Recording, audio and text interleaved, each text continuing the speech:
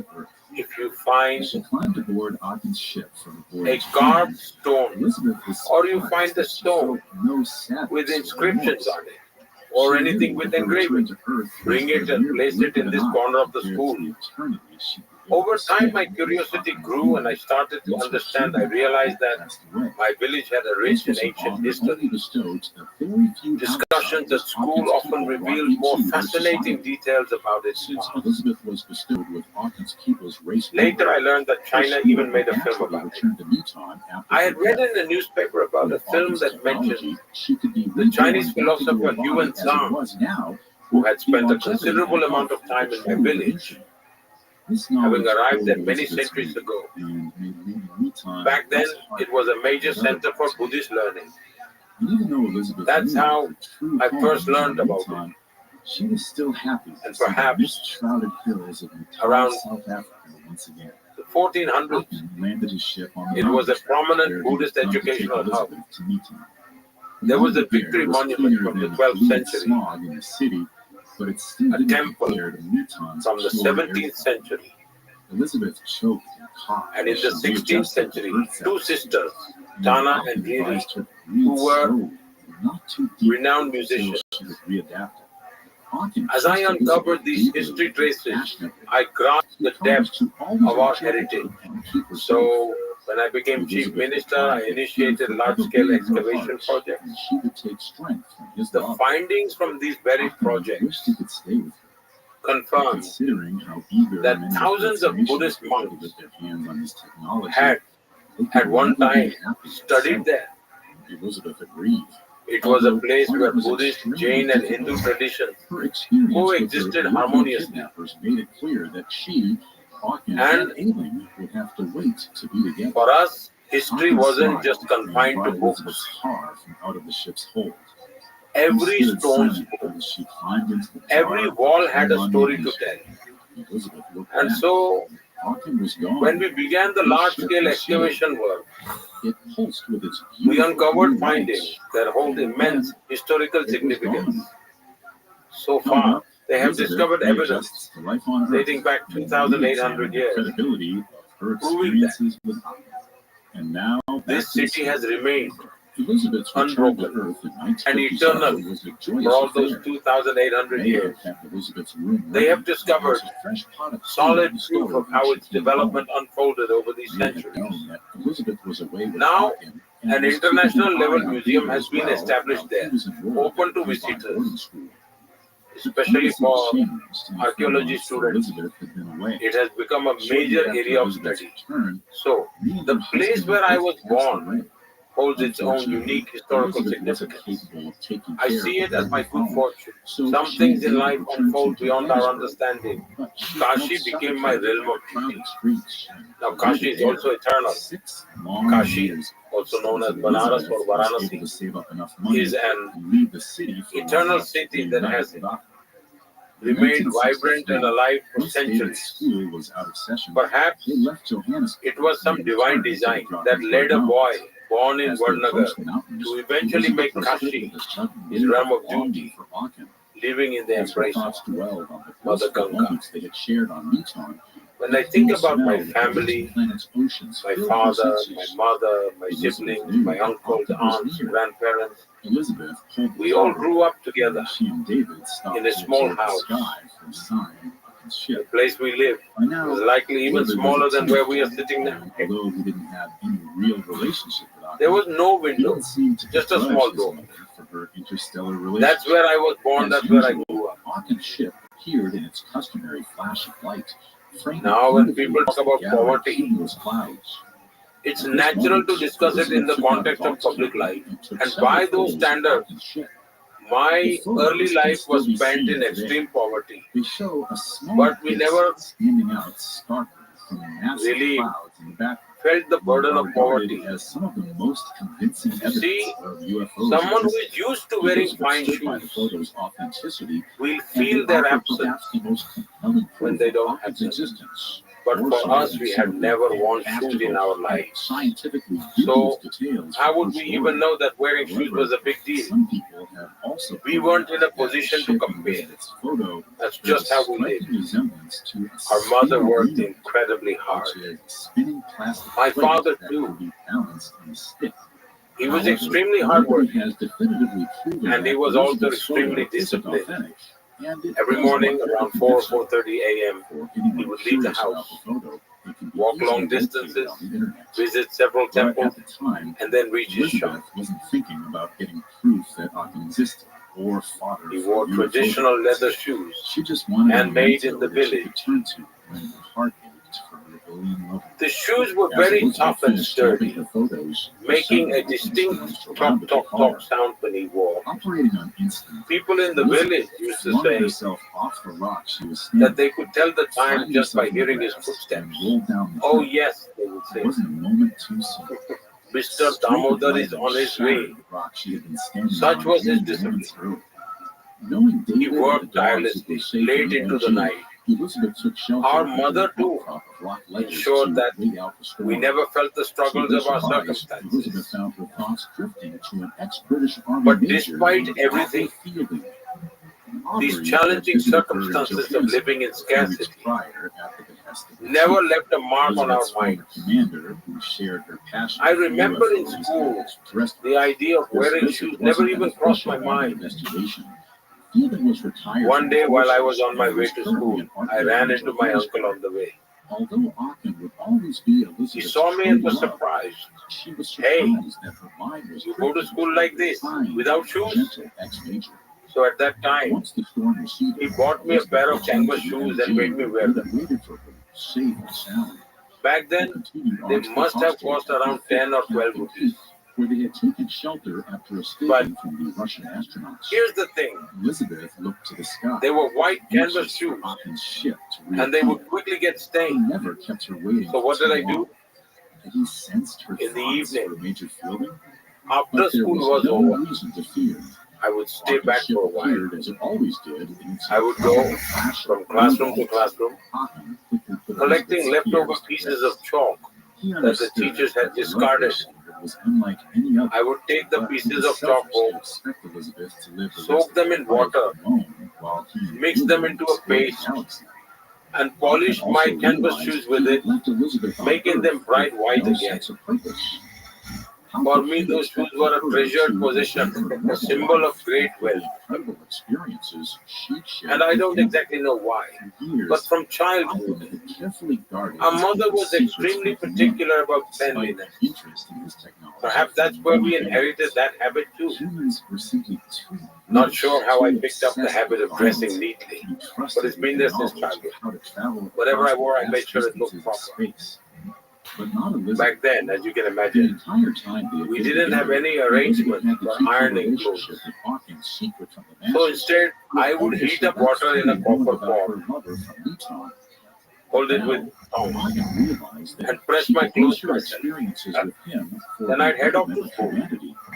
That's how I lived, and I found joy in it. We never thought about being poor or judged about how others lived or what their struggles were. We lived carefree, enjoying whatever little we had, and kept working hard. Never once did we complain about these things.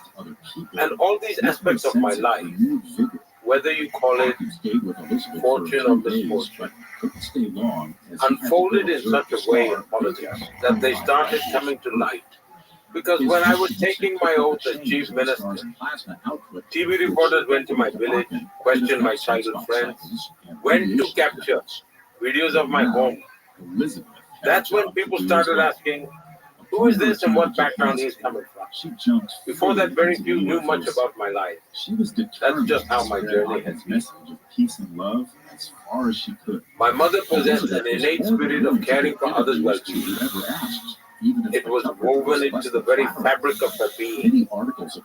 She possessed knowledge of traditional remedies and healing practices, and would treat children with these home remedies. Every morning before sunrise around 5 o'clock, she would start treating them. So all the children and their parents would gather at our home, little children crying, and we had to wake up early because of it. Meanwhile, my mother would continue treating them with care. This spirit of service, in a way, was nurtured through these experiences. A sense of empathy for society, the desire to do good for others. These values were instilled in me. from my family. My wife has been in love with a spaceman for 20 years. I believe that my life has been shaped by my mother, my father, my teachers, and the environment I grew up in. Aubrey was There's a lot of young people listening to this that are truly inspired by your story. From those humble beginnings to the leader of the biggest democracy in the world. What can you tell to those young folks who are struggling, who are lost in the world, who are trying to find their way? What advice could you give them? In 1975, I want to tell all the young people to follow me. International Congress of UFO Research No matter in Germany. After her speech, she received a standing how ovation dark the from night may 22 seem. attendees. It may not seem like a lot. It is still just These were the night, top minds in an admittedly small field. and morning is bound to Their come. respect was a sign for the community at large that Elizabeth That's why should be taken seriously. Elizabeth's success we need patience and self-confidence. Yes, the challenges are real, but I am not defined by my circumstances. I am here for a purpose, sent by a higher power, and I am not alone. The one who sent me is always with me.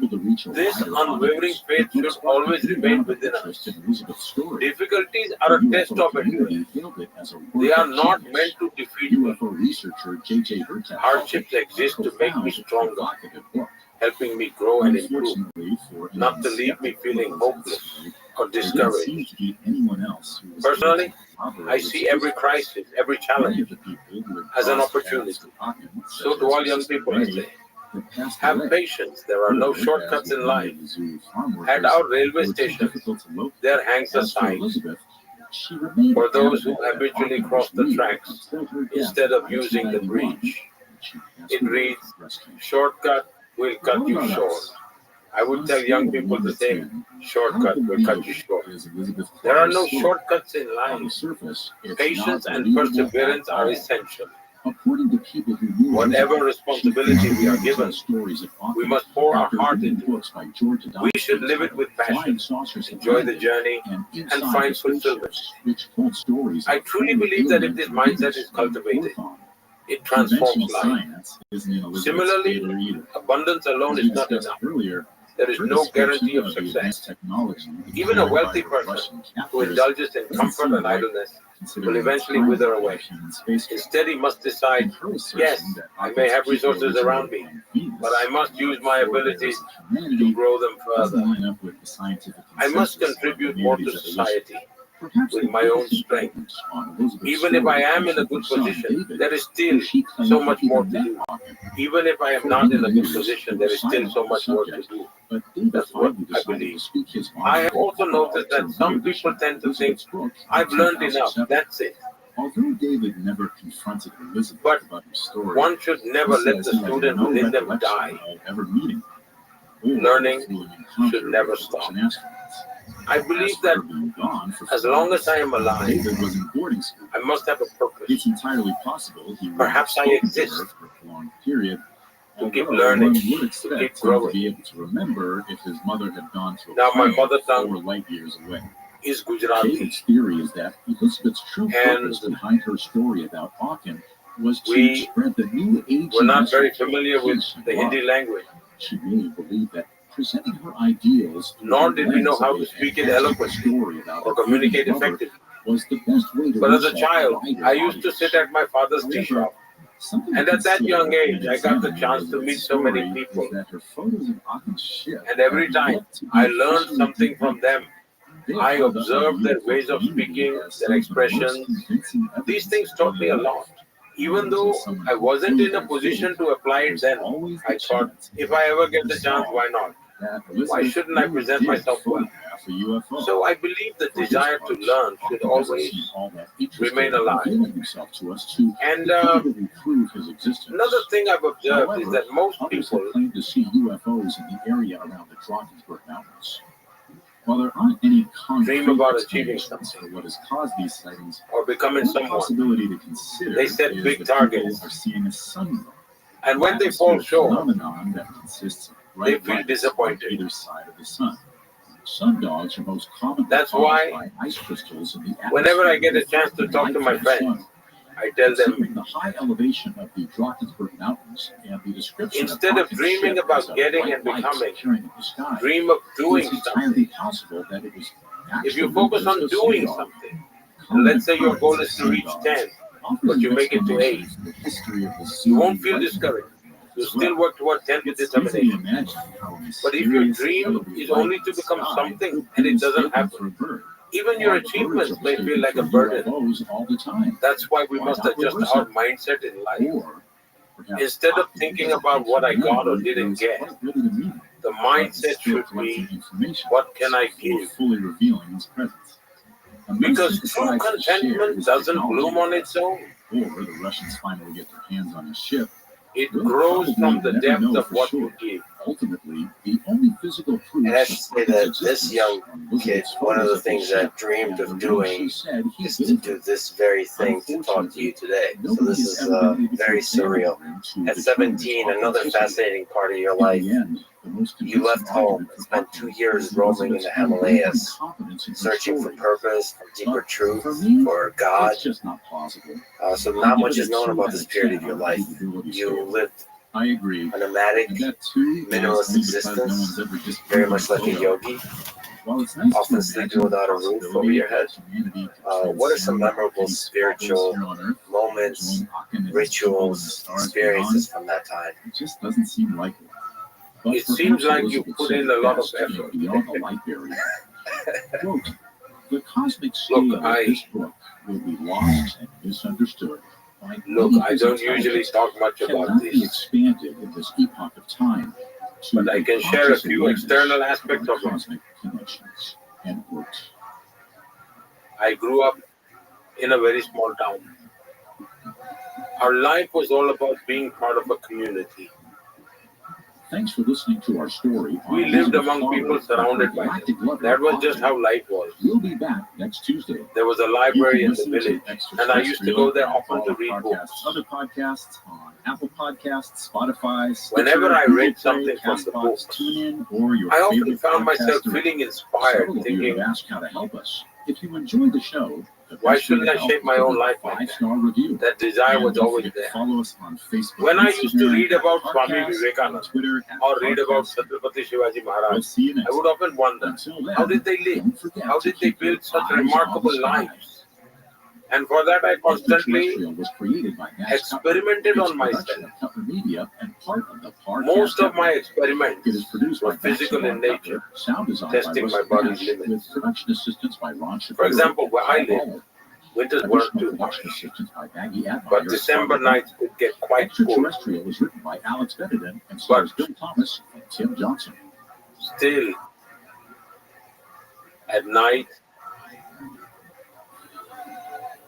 the cold would bite, was natural. So sometimes I would decide to sleep outside in the open with nothing to cover myself, just to see how my body endures the cold.